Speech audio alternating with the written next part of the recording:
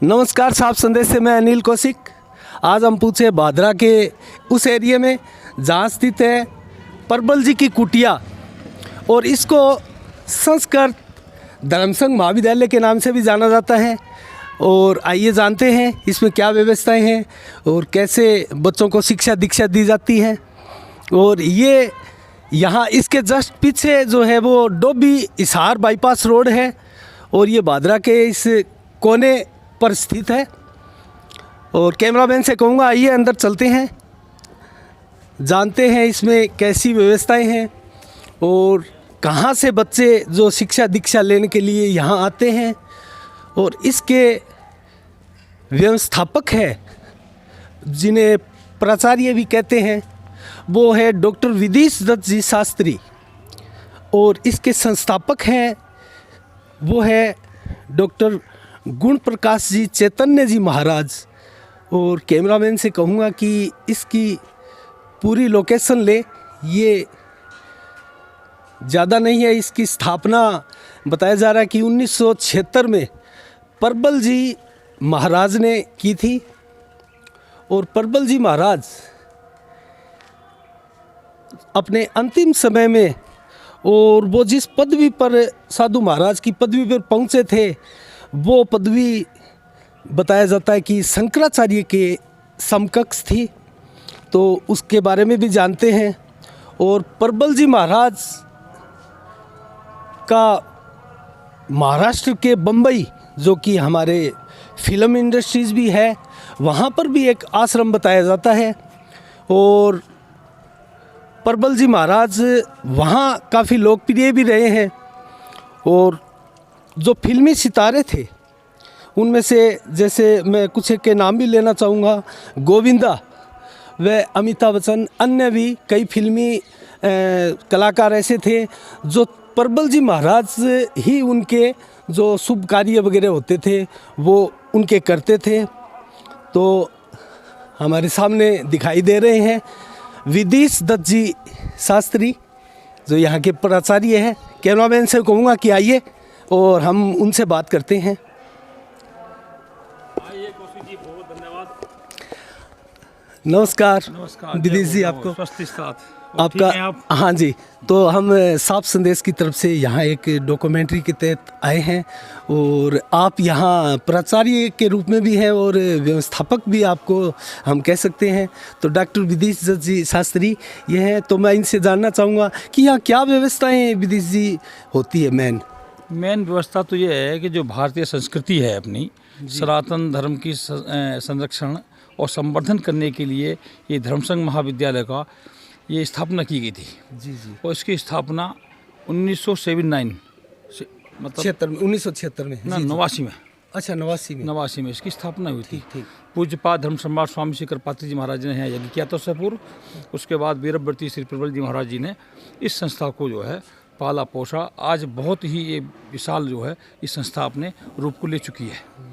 और विभिन्न क्षेत्रों में यहाँ के अध्ययन जो विद्यार्थी करके गए हैं वो सनातन धर्म की रक्षा के लिए यत्र तत्र सर्वत्र जो है विराजमान है। जी। और जो लक्ष्य है सनातन धर्म के लिए, क्योंकि आजकल वैदिक परंपरा सब खत्म होती जा रही है जी, और इसकी जो है रक्षा करना बहुत ही कठिन काम हो गया है। घोर कलयुग है, लोग सुविधा देखते हैं, धर्म के बताए हुए रास्ते पर नहीं चलते। क्योंकि धर्म का रास्ता थोड़ा सा कठिन है, परंतु एक तरफ से सरल भी है यदि व्यक्ति को अपने जीवन में उतार लेता है। तो उसके लिए हमारे यहाँ जो विद्यार्थी आते हैं सभी क्षेत्रों से, आसपास के भी आते हैं, दिल्ली से भी आते हैं, उत्तर प्रदेश नेपाल के बच्चे भी आते हैं। अच्छा।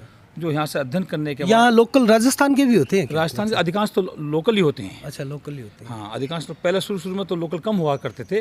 और जैसे जैसे इसका विद्यालय का प्रचार प्रसार हुआ वैसे वैसे जो लोकल लोगों की संख्या ज़्यादा हो गई है और बाहरी लोग हैं, क्योंकि आजकल विद्यालय जगह जगह खुलने लगे हैं तो सुविधा के अनुसार वहाँ वो अध्ययन कर रहे हैं। अच्छा। तो मैं एक चीज़ जानना चाहूँगा विदेश जी, ये बच्चों की जैसे इनकी एडमिशन की और रहने की, खाने की, ये थोड़ी क्या इसकी व्यवस्थाएं हैं?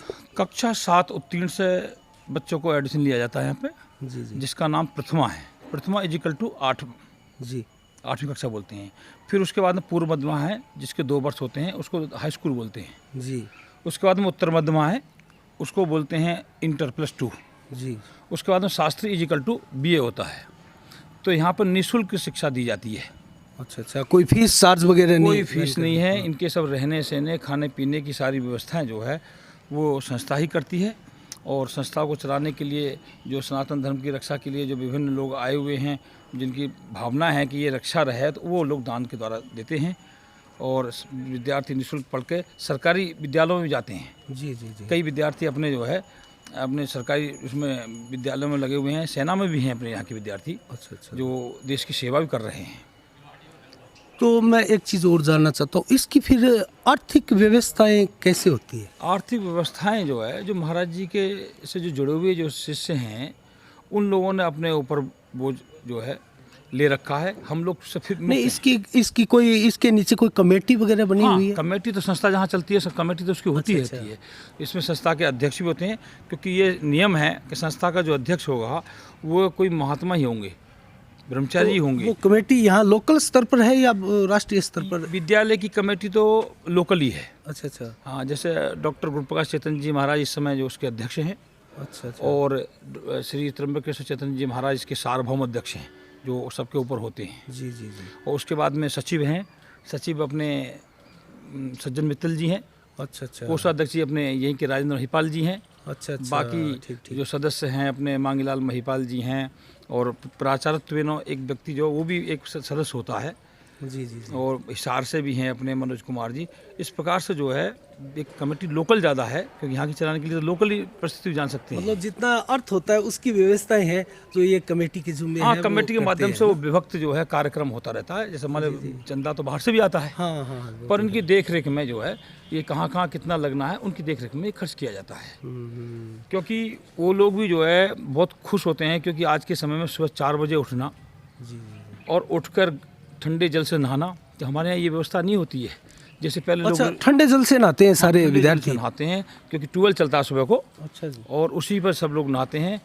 और नहाने के बाद में वो क्या करते हैं, अपने संध्या वंदन करते हैं। जी जी फिर जो दैनिक अपनी जो है दिनचर्या है आपकी, जो मंदिर में अभिषेक करना है, जी। स्तोत्र पाठ करना है, उसके बाद में आश्रम की सफाई करना, क्योंकि यहाँ पर जो है कोई कर्मचारी नहीं होता है। हाँ, ये स्वयं सेवी के हिसाब से। हाँ, स्वयं सेवी। सबको अपना काम अपने आप भोजन बनाना होता है अपने हाँ, आप। मैं देख रहा हूँ अभी 10-15 गायें भी यहाँ बंधी हुई है। लगभग 40 तो- के करीब गाय हो गई अब तो। इनकी भी सेवा ये सेवा, हाँ, विद्यार्थी अपने आप ही। एक कर्मचारी तो साथ में होते हैं। अच्छा, अच्छा, क्योंकि अच्छा। एक थोड़ा जिम्मेदार होते हैं। बाकी विद्यार्थी सभी को सेवा करनी अनिवार्य है। उनका नंबर आता है कि आज आपने कर ली, कल वो करेंगे, इस प्रकार से नंबर आता है। क्योंकि गौ सेवा भी बहुत जरूरी है। गौ पर बहुत संकट है आज के समय में। हाँ, क्योंकि गाय वो विश्व से मात्रा, गाय को हम जो है विश्व की माता मानते हैं। परंतु आप देखेंगे कि गौ माता जो बाहर घूमती रहती हैं, आपको एक बकरी बाहर नहीं मिलेगी, पर गाय मिल जाएंगी। तो गाय की बड़ी भारी दुर्दशा है। तो इनकी जो है सेवा करना, एक परमार्थ सेवा करना, परमात्मा की सेवा करना के बराबर है। तो ये संस्कार भी डाले जाते हैं, क्योंकि संस्कार नहीं होंगे तो ये बच्चे जहाँ जाएंगे वहाँ जाकर फिर क्या संदेश देंगे, हाँ, आगे क्या संदेश देंगे? हैं? सही है। क्योंकि इसी के द्वारा ही व्यक्ति जो है मातृदेवो भव, पितृदेवो भव, हमारे यहाँ अतिथि देवो भव। क्योंकि हम लोग आज के समय में अतिथियों को देखकर जो है व्यक्ति अपना मुख मोड़ लेता है, हैं? उसको जो है किसी न किसी माध्यम से उसको टीवी इत्यादि खोल कर बैठ जाता है, उसकी सेवा नहीं हो पाती है। पर यहाँ सभी प्रकार के संस्कार उनको सिखाए जाते हैं। 16 संस्कार जो होते हैं, किस प्रकार से जो है पाणिग्रहण संस्कार होना चाहिए, किस प्रकार से बच्चों का यज्ञोपवीत संस्कार होना चाहिए, और किस प्रकार से भोजन करना चाहिए। क्योंकि आजकल व्यक्ति का जो है खान पान इतना बिगड़ता जा रहा है, भ्रष्ट होता जा रहा है। जैसा खाओगे अन्न वैसा होगा मन। क्योंकि व्यक्ति जो है जूता पहन कर भोजन करने लगा, जूता पहन कर भोजन बनाने लगा। जब हमारा जो भोजन ही विकृत हो जाएगा तो बुद्धि क्यों नहीं विकृत होगी। आप देखते हैं कि जल जो होता है एक रूप होता है जल का, परंतु जो बाथरूम का जल है वो भी वैसा ही है, और रसोई का जल भी वैसा ही है। परंतु आप पी नहीं सकते बाथरूम वाले जल को, पियोगे कौन सा? रसोई वाला। तो ऐसे ही एक स्थान का जो है एक चीज़ होते हुए उसका स्थान विशेष पर जाकर उसका महत्व अलग हो जाता है। तो संस्कार के द्वारा यदि हम कोई चीज़ बनाएंगे, हैं, ये तो क्योंकि गीता में भगवान ने भी कहा है, क्योंकि शास्त्र के द्वारा जो है व्यक्ति जो कर्म करता है उसको व्यक्ति को यहाँ भी लाभ मिलता है, स्वर्ग में भी लाभ मिलता है। जी जी, मिलता है, बिल्कुल मिलता है। और व्यक्ति कहता है कि भाई यहाँ पर जो करा हुआ यहीं भोगता है, ऐसा नहीं है, उसको आगे भी भोगना पड़ेगा। हाँ, क्योंकि यथा धेनु सहस्रेषु वत्सो विन्दति मातरम तथा पुराकृतम कर्मो कर्तारं गच्छति। जैसे 1000 गाय होती हैं, आप उसके बच्चे को छोड़ दो तो बच्चा जो है अपनी माँ को खोज लेगा इधर उधर घूम कर। हाँ हाँ। कोई ये नहीं है जो माँ उसको पहले मिल गई है उसी में वो लग जाएगा, ऐसा नहीं है। ऐसे पुराकृतम कर्मों जो व्यक्ति के पूर्व जन्म के कर्म होते हैं ना, वो भी अपने व्यक्ति को ढूंढ लेते हैं, चाहे वो कहीं भी जन्म लिया हो, कि भाई तू ये कर्म छोड़ कर आया था तो अब तू ये आगे चल कर भोग। इसमें प्रमाण भी क्या है, आप देखते हैं कि टाटा बिरला के यहाँ बच्चे पैदा होते हैं, वो पैदा होते ही सब फैक्ट्रियों के मालिक हो जाते हैं। एक बच्चा वो है होता है जो सड़क पर माँ काम कर रही है, पैदा होता है, उस बच्चे ने क्या कर्म किया, अभी तो कोई कर्म नहीं किया, इसका मतलब पूर्व में कोई कर्म किया था, तब उसके हिसाब से उसको जन्म मिला, वैसे माता पिता मिले, वैसे उसको भोग करना पड़ रहा है। तो हमें ऐसे कर्म करने चाहिए जो इस जन्म को भी सार्थक करे और अगला जन्म भी सार्थक करे। ऐसे करते हुए परमार्थ की सेवा करना चाहिए। मैं आपके शिष्य आए हैं, मैं उनसे भी कुछ पूछना चाहूँगा। एक मिनट, आप कहाँ से हैं? हाँ जी, हर हर महादेव, मेरा गांव निनाण है। अच्छा अच्छा। हाँ जी। और यहाँ आप कब से हैं? मेरे को आज 7 साल हो गए यहाँ पे। अच्छा अच्छा। हाँ तो यहाँ व्यवस्थाएं कैसी है? व्यवस्था एकदम सब बढ़िया है जी। अच्छा, बढ़िया खाने है। पीने की सब व्यवस्था एकदम उत्तम है, कोई दिक्कत नहीं, कोई बात की कोई चिंता नहीं। अच्छा, तो आप क्या बनने का आपका इरादा है? हम जी वो तो विद्यार्थी के उद्देश्य से होता है, जैसे कि व्याकरण पढ़ के टीचर की लाइन में भी आ सकते हैं, कोई भी कार्य कर सकते हैं, इच्छा होती है सबकी। आप यहाँ से संस्कृत का आध्यात्मिक ज्ञान लेना चाहते हैं? हाँ जी, संस्कृत का आध्यात्मिक ज्ञान होकर के। आपका शुभ नाम क्या है? मेरा नाम जी योगेश है। योगेश। तो ये थे योगेश, यहाँ बादरा तहसील के ही गांव के हैं। तो हमने जाना यहाँ के बच्चों से, और कितना मतलब इनका शब्दों का शुद्ध इनका वो निकल रहा था अर्थ। और मैं आपसे यही पूछना चाहूँगा कि मतलब इतनी बढ़िया शिक्षा, ये मंत्रोच्चारण भी आप सिखाते हैं यहाँ पर। मैंने 2-3 जगह आपके यहाँ के बच्चों का वो आध्यात्मिक कार्यक्रम भी देखा था। तो इनका क्या तो रूटीन रहता है प्राचार्य जी, और इनको कैसे आप ये मंत्रों की ओर की शिक्षाएं देते हैं? शुरू में जब विद्यार्थी आते हैं तो उनको हम अन्नपूर्णा याद कराते हैं। अन्नपूर्णा का तात्पर्य ये हुआ है कि वो बिना जनेऊ के भी उसको याद कर सकते हैं, क्योंकि वैदिक परंपरा तो जो होती है वो तो जनेऊ के प्राप्त होने के बाद में कर सकते हैं, जो स्तोत्र पाठ होते हैं। क्योंकि अन्नपूर्णा यदि भगवती की कृपा रहेगी तो ये कहीं भी जाएंगे वहाँ माँ अन्नपूर्णा इनको भोजन दे उड़ देगी। और व्यक्ति के लिए भोजन बहुत बड़ा इष्ट है, उसी के लिए दुनिया में आदमी भागता है, तो इसलिए अन्नपूर्णा से शुरू करते हैं। अच्छा, यहाँ पर क्या है, गंगा नहीं है, गंगा जी बहुत दूर हैं, तो गंगा का स्थान दूर होने के कारण हम लोग गंगा स्नान नहीं कर सकते। तो सुबह सुबह जब उठते हैं सबसे पहले तो हम 10 श्लोक बोलते हैं गंगा जी के, समृद्धम सौभाग्यम सकल वसुधा किमपितन। इसका हम जो है पाठ करते हैं सभी बच्चे खड़े होकर। साथ में जो है जो यहाँ पढ़ाते हैं वो भी उनके साथ में होते हैं। तो कम से कम गंगा नहीं है तो गंगा का ध्यान किया जाए। उसके बाद में ही जो है, मैंने भी बचपन में सुना था, हमारी दादी जी बताती थी, तो स्नान करते हैं तो उस टाइम में गंगा जमुना सरस्वती सीता सत्यवान और हर हर गंगे, ये 2-4 एक थे। हाँ, तो ये जो है क्योंकि अपना उनका स्मरण करेंगे तो स्मरण मात्र से भी, क्योंकि गंगा दर्शनात् मुक्ति है वैसे, और दर्शन नहीं हो रहे कम से कम गंगा स्तोत्र तो किया जाए। तो स्तोत्र करने के बाद में फिर ये जो जिनका यज्ञोपवीत संस्कार हो जाता है उनको संध्या वंदन करते हैं वो जी। क्योंकि संध्या यदि नहीं करेंगे, सबसे पहला प्रथम जो है ब्राह्मण क्षत्रिय वैश्य का जो धर्म है वो संध्या वंदन करना है। आप संध्या नहीं करेंगे तो आप समझ लो जैसे व्यक्ति जो है बिना वस्त्र के होता है। जी जी जी। कितना सुंदर शरीर हो परंतु वस्त्र के बिना जो है व्यक्ति जो है संकोच करता है, दूसरा वो शोभा नहीं होती उसकी। ऐसी संध्या के द्वारा ही यदि हम नित्य नैमित्तिक कर्म करेंगे तो जो अनुष्ठान करेंगे तभी उसका विशेष फल है। हम संध्या से बचते हैं और अनुष्ठान करते हैं, उसका कोई फल नहीं है बल्कि प्रतिफल मिलता है उसका। इसलिए फिर त्रिकाल संध्या बताई गई है। आज के समय द्विकाल संध्या तो अधिकांश करते हैं वैसे, जी जी। त्रिकाल बहुत जगह कम हो गई है, पर अपने विद्यालय में आप देखेंगे दोपहर को 12 बजे त्रिकाल संध्या, दोपहर की संध्या भी करते हैं जी जी। और सायंकाल अब 5 बजे संध्या शुरू होगी। इसमें बच्चे अपने जो है व्यायाम कर रहे हैं, जो संस्था की सेवा है वो कर रहे हैं। हाँ, मैंने देखा यहाँ वो खेल के लिए नेट भी लगा हुआ है। हाँ, तो इनकी जो सुविधाएं होती हैं इस प्रकार से उनको जो है उनको अध्ययन भी कराया जाता है और दिनचर्या में जो व्यक्ति की जरूरत है व्यायाम की वो भी कराए जाते हैं। अच्छा। इसके बाद में बच्चा जो धीरे धीरे जो है व्याकरण है, क्योंकि व्याकरण मुख्य है। अगर आपने व्याकरण पढ़ ली तो समझ लो सारे शास्त्र आपके जो है बहुत सरल हो गए, क्योंकि इसमें लिखा यदि कौमुदी आयाति वृथा भाष्य परिश्रमा। यदि आपने कौमुदी पढ़ ली तो परिश्रम करने की जरूरत नहीं है। यदि कौमुदी ना आयाति वृथा भाष्य परिश्रमा, यही वाक्य है, यदि कौमुदी नहीं आई ना तो भी परिश्रम करने की जरूरत नहीं है। क्यों नहीं है? कि आपके कुछ समझ में आएगा नहीं। जो प्रथमा में चलती है हमारे यहाँ लोक कौमुदी, आपके इधर जो यूनिवर्सिटियाँ होती हैं वो बीए में चलती है। इतना टफ कोर्स होता है हमारे यहाँ। हमारे यहाँ यदि आपने लोक कौमुदी कर ली तो उधर के बीए के बच्चों को पढ़ाने में इतनी आसान है कि वो पढ़ा सकता है। चलो चलते हुए थोड़ा बात करते हैं अपन। और बहुत अच्छा लगा। आपने वो बढ़िया बहुत ही सुंदर जानकारियां दी और अपने यहाँ की व्यवस्थाओं के बारे में जानकारी दी। ये अभी मैंने पीछे देखा था, अभी ये शिवालय का निर्माण शायद अभी हुआ है ना? शिवालय का, क्योंकि अपना जो है ये सब चीज़ें होती हैं अर्थ प्रधान होती हैं। जी जी। तो जैसे जैसे अर्थ की व्यवस्था होती रही वैसे वैसे इसको निर्माण होता रहा।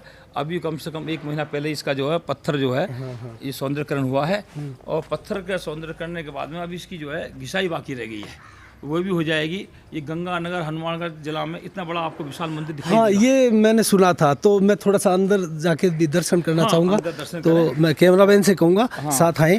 और ये हनुमानगढ़ जिले का सबसे बड़ा शिवालय, गंगानगर में भी आप मानिए। अच्छा, गंगानगर और हनुमानगढ़ जिले का सबसे बड़ा ये शिवालय भवन बताया जा रहा है और जिसको एक शिव परिवार का घर भी कहा जाता है शास्त्रों में। श्री सिद्धेश्वर महादेव है जी। तो कैमरामैन से कहूँगा विस्तार से इसकी कोनों की, चारों कोनों से इसकी तस्वीर ले। बहुत ही भव्य रूप से बनाया हुआ है और लगता है इसमें काफ़ी खर्चा भी हुआ है। तो इसमें कितनी लगभग लागत आई होगी? भाई लागत का तो अंदाज नहीं है, क्योंकि महाराज जी के शुरू से काम किया है। ये लगभग 98 वर्ष से 298 में इनकी स्थापना हुई थी। अच्छा अच्छा।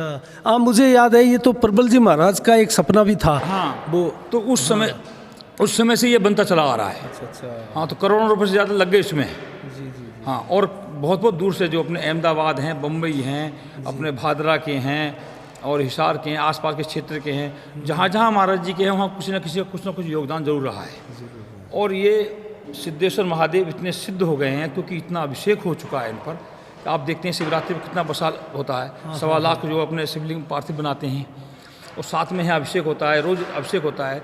जहाँ किसी की रोज़ नित्य पूजा होगी वो पत्थर सिद्ध हो जाता है। तो लोग कहते भी हैं कि हाँ, जो जिसने मनोकामना अपनी मांगी है उसकी पूर्ण हुई है। तो एक मैं जानना चाहूँगा, ये अलग से 4 जैसे बनाया हुआ है कोने में, ये हाँ, ये इनका कोई महत्व अलग? हाँ, ये पंचायतन बोलते हैं इसको। वहाँ पर उसमें गणेश जी की मूर्ति आएगी जी। इधर जो आएगी आपके, ये माँ भगवती दुर्गा जी की मूर्ति आएगी। अच्छा अच्छा। ये आपका जो है ईशान कोण है जी। यहाँ पर भगवान विष्णु आएंगे।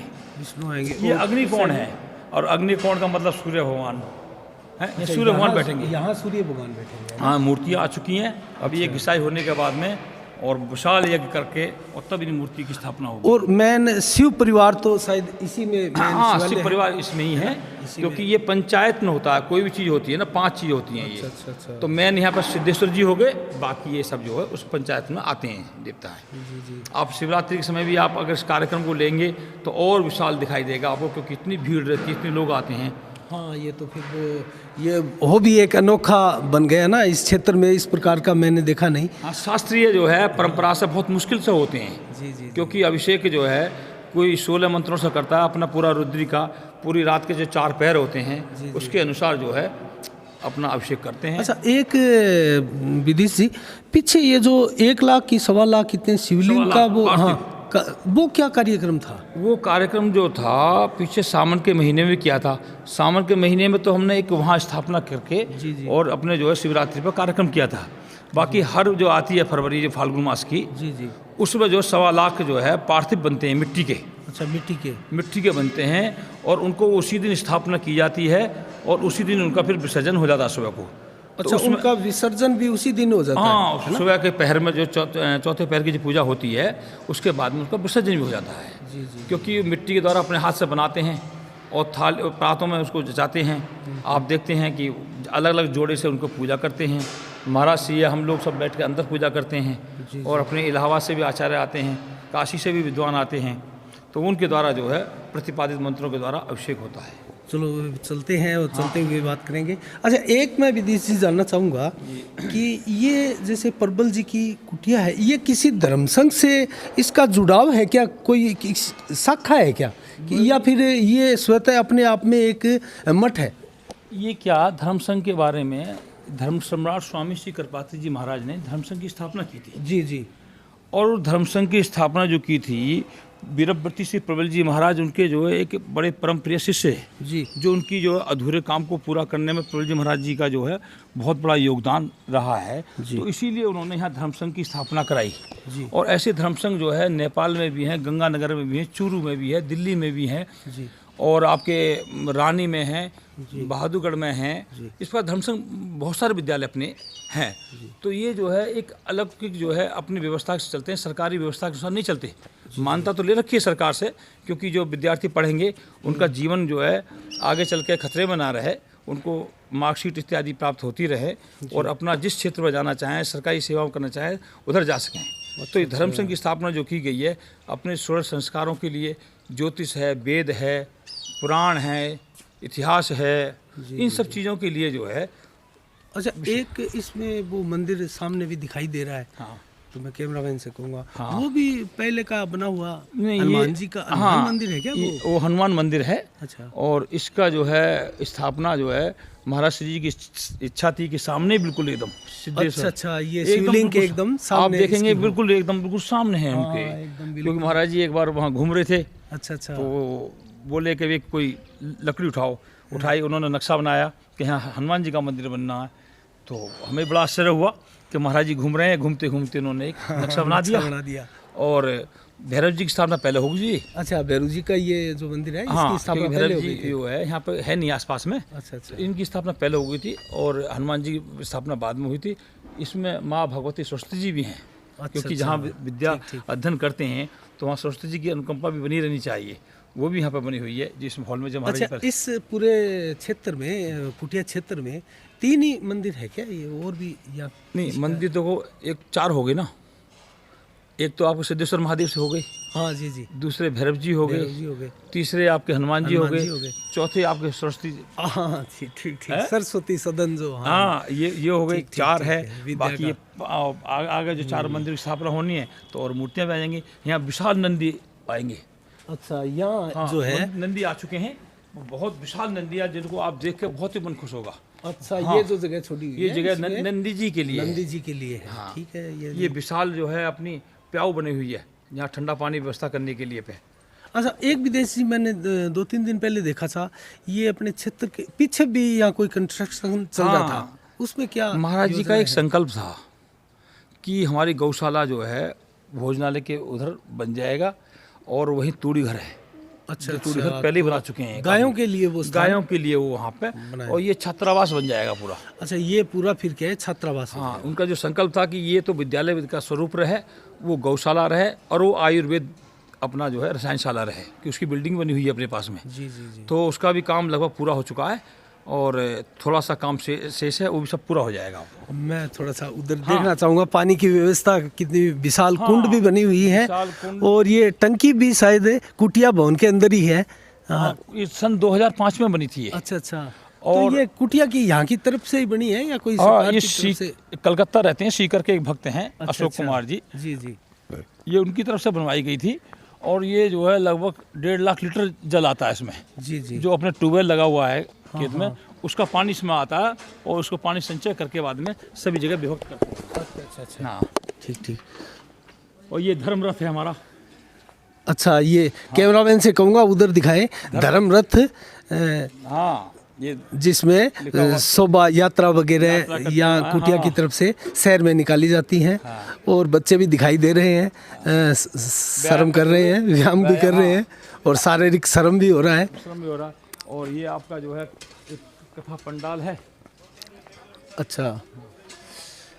ये अपना बहुत विद्यालय की स्थापना से पहले जो है आप सुनते होंगे कि वहाँ पर एक वर्षा का जल इकट्ठा होता है। जी। हाँ, ये वो टंकी, ये वही कुंड है। ये कुंड हो गई है ना पानी की व्यवस्था के लिए। वो कुंड तो अभी तक विराजमान है और ये चल रहेगा, ये अक्षुण्ण रहेगा, क्योंकि इसी के जल के द्वारा ही महाराज जी जो है अभिषेक और भोजन जो है निर्माण करते हैं या फलाहार करते हैं, इसी जल का, क्योंकि गंगा जल के समान शुद्ध है। हाँ, ये तो शुद्ध हो गया ना, आकाश का पानी हो गया। आकाश का पानी हो गया, तो इसमें अंदर कोई प्रवेश नहीं करता है, बाहर का पानी अंदर नहीं जाता है। अच्छा। इसकी ऐसी व्यवस्था कर दी गई है। जी। ये हमारा जो है ये कथा पंडाल बता रहे थे ना आप? महाराज जी की जो कुटिया है ये, अच्छा अच्छा। क्योंकि इसे कुटिया बोलते हैं सब लोग। अब कुटिया का स्वरूप पहले था नहीं, तो इसलिए कुटिया का स्वरूप दिया, ऊपर से कुटिया बनी हुई है ये। तो हमने जो गुरु जी भगवान देव थे वो यहीं पर पहले निवास करते थे। आज डॉक्टर गुणप्रकाश चेतन जी महाराज इसमें अच्छा वो यहाँ निवास वो करते यहाँ हैं ना? निवास कर रहे हैं। अच्छा, एक विधि जी मैं जानना चाहूँगा, सामने ये रूम्स जैसे दिखाई दे रहे हैं भवन, ये शायद यहाँ बच्चों के रहने के लिए होंगे। हाँ, ये छात्रावास है और ये इस साइड से जो ये एल प्रकार का जो छात्रावास है और यहाँ संत निवास तक छात्राओं का ही आवास है। इसके बाद में यहाँ पर संत निवास है और ये हमारा एक अतिथि भवन है। उसके बाद में अपनी गौशाला शुरू हो जाती है, ये गौशाला ही उधर पहुँच जाएगी। तो यहाँ लगभग कितनी गायें? लगभग 40 के करीब है। अच्छा अच्छा, 40 छोटे बड़े सब 40 के करीब गाय हैं, कुछ अंदर बंधी हुई हैं, कुछ साइड बंधी हुई हैं। तो गाय हैं। गाय भी मेरे को जैसे देसी गाय बोलते हैं भारतीय, वही है ना? धर्मसंघ की एक परंपरा रही है शुरू से ही। अच्छा अच्छा। और जब तक धर्मसंघ रहेंगे, जो गाय बताई है वास्तविक स्वरूप में राठी हो देसी हो, इन्हीं गाय का ही दूध का जो है पीना चाहिए, इन्हीं के द्वारा पूजा करनी चाहिए। और जो गाय है, मिश्रित गाय जो होती हैं, उसका ना तो बच्चों के लिए भी हानिकारक है और क्या है, भगवान की पूजा भी नहीं कर सकते आप उनके द्वारा। तो इसीलिए जो है देसी गाय और राठी गाय का दूध जो है यही बच्चों को प्राप्त होना चाहिए।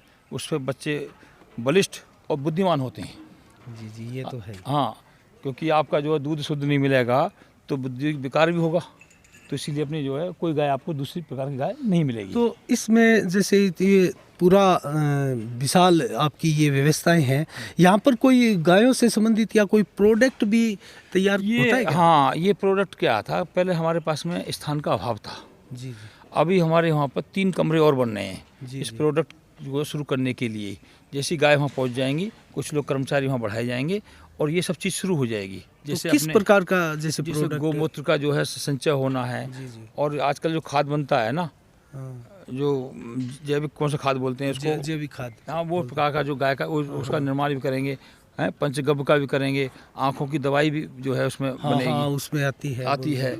और आपका जो है मतलब गौ संबंधी जितनी भी चीज़ें हैं, जो उस शुद्ध चीज़ें हो, कोशिश करेंगे कि अपना जो है जितना हो शुद्ध हो, चाहे थोड़ी मात्रा में हो। एक परबल जी की कुटिया तो इसका प्रारंभिक नाम था, अभी इसको धर्मसंघ महाविद्यालय के नाम से भी जाने जाते हैं। तो ये धर्मसंघ महाविद्यालय में कब कन्वर्ट हुआ, थोड़ा ध्यान हो आपको? ये क्या है, धर्मसंघ महाविद्यालय तो 79 में जो इसकी स्थापना कर दी थी उसी समय से। हाँ, परंतु प्रबल जी महाराज की कुटिया नाम से भी आज भी फेमस है। धर्मसंघ महाविद्यालय नाम से लोग नहीं जानते।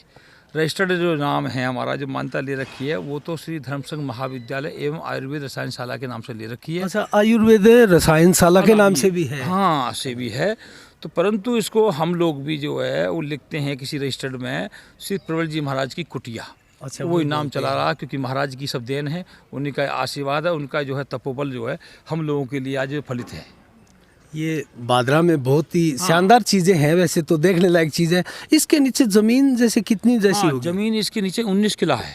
अच्छा, 19 किला। हाँ, जो मंगाली वाले परिवार जो आजकल अधिकांश लोग जो है वहाँ चले गए अहमदाबाद जी। ये वो ज़मीन जो है कुछ लोगों ने इस पर कब्जा कर लिया था और उस समय महाराज जी ने आके इसको जो है छुड़ाया उन लोगों से। और उसी समय से महाराज जी यहाँ पर जो अपना जप तप इत्यादि करने लगे। शायद ये अब तो 19 किला जैसी नहीं लग रही। नहीं, अभी है कुछ ज़मीन तो 6 किला तो यही है आपके जहाँ आप 6 किला है ये। और 4 किला उस साइड में है। 2 किले में अपना आयुर्वेद बना हुआ है और 2.5 किला जो गौशाला बनने जा रही है वो है पीछे बन रही है। और जहाँ ट्यूबवेल है 4 किला वहाँ पे है। अच्छा, तो जमीन अपनी पूरी 19 किला है। तो ट्यूबवेल किस साइड में? ट्यूबवेल अपना जो है अपने इस कुटिया से पश्चिम साइड में। अच्छा, अपनी ज़मीन है वहाँ पे। अच्छा अच्छा। तो वहाँ ट्यूबवेल लगा हुआ है, वहीं से पानी आ रहा है। सड़क के नीचे से पाइप आ रखा है अपना, वो पानी वहीं से आ रहा है। तो ट्यूबवेल का पानी अपना मीठा है, जबकि लोग तो जो है वाटर बॉक्स का पानी पीते हैं। हम लोगों ने कभी वाटर बॉक्स का पानी नहीं पिया, क्योंकि हमारे पास शुद्ध पानी है। महाराज जी ने यज्ञ इत्यादि करने के बाद में यहाँ का जल का जो है वो वातावरण बदल दिया। तो हम लोग तो बहुत भाग्यशाली हैं कि महाराज जी ने हम लोगों के लिए ऐसे रास्ते खोल गए हैं, जो रास्ते जो है निष्कंटक और प्रशस्त मार्ग है हम लोगों के लिए। अच्छा, एक चीज़ मैं और जानना चाहूँगा विदेश जी, यहाँ जैसे परबल जी महाराज थे तो वो तो संस्थापक सदस्य भी हैं, उनकी देखरेख में और उनके द्वारा ये निर्माण हुआ और ये फलीभूत हुई। तो उनके जैसे जाने के पश्चात अब ये दायित्व किसके ऊपर है? ये अब दायित्व जो है डॉक्टर गुणप्रकाश चेतन जी वो यहीं पर पढ़े हुए अच्छा, और उन्हीं के शिष्य है ना? हाँ, प्रबल जी उन्हीं के शिष्य उन्हीं के साथ रहते थे अधिकांश समय। उनका जो जीवन है छोटेपन से ही उन्हीं के साथ व्यतीत हुआ उनका। तो वो सब उनकी गतिविधियाँ को, सब चीज़ को जानते थे।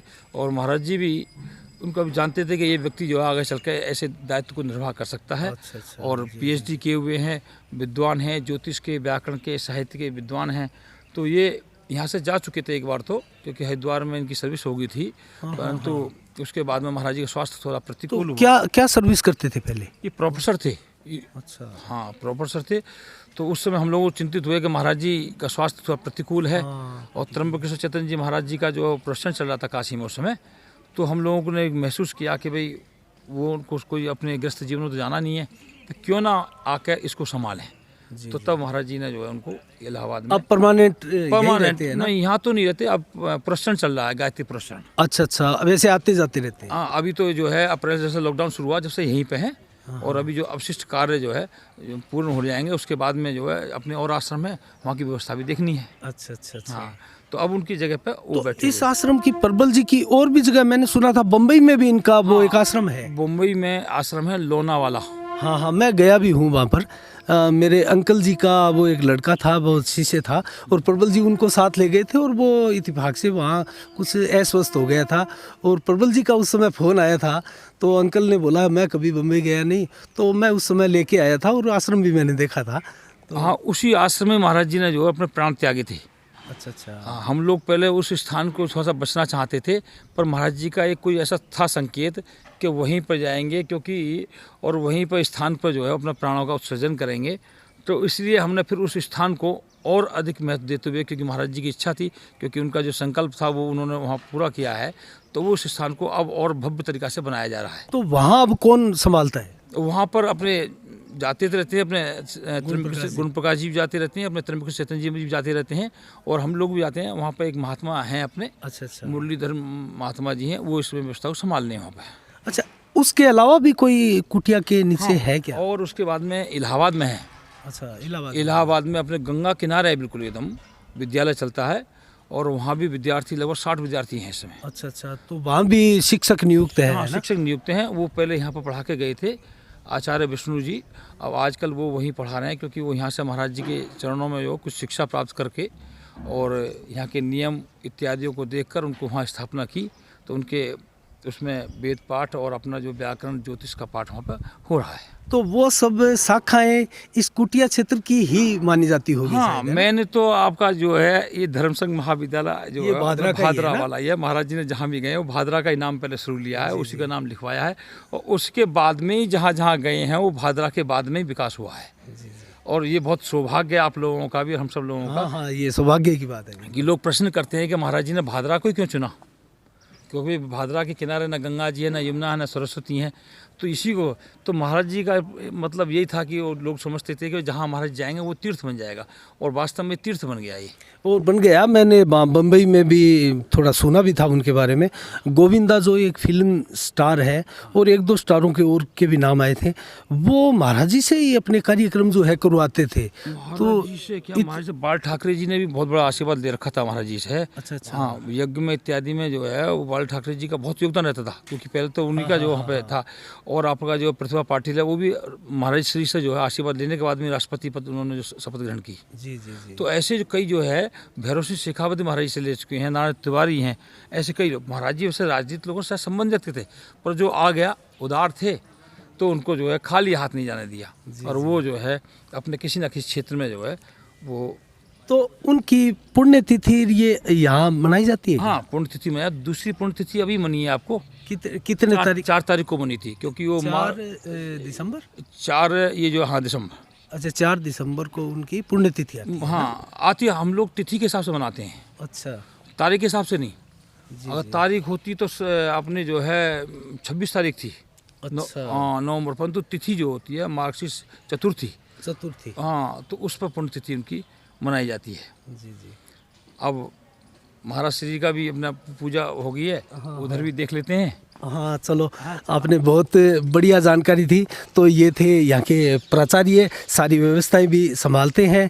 तो हम ये था पार्ट 1 कुटिया का पार्ट 1 और इसके बाद में हम देखना नहीं भूलिएगा कुटिया का पार्ट 2 भी हम लेके आ रहे हैं और उसमें भी बहुत शानदार जानकारियाँ होगी। और यहाँ के जो व्यवस्थापक है मेन मुख्य यहाँ के जो महाराज है डॉक्टर श्री गुण प्रकाश जी चैतन्य जी महाराज, तो उनसे भी रूबरू होंगे, उनसे भी जानेंगे, बातें करेंगे। और तब तक के लिए साफ संदेश से मैं अनिल कौशिक, कैमरामैन प्रहलाद वालिया के साथ नमस्कार। जय भारत, जय जय राजस्थान।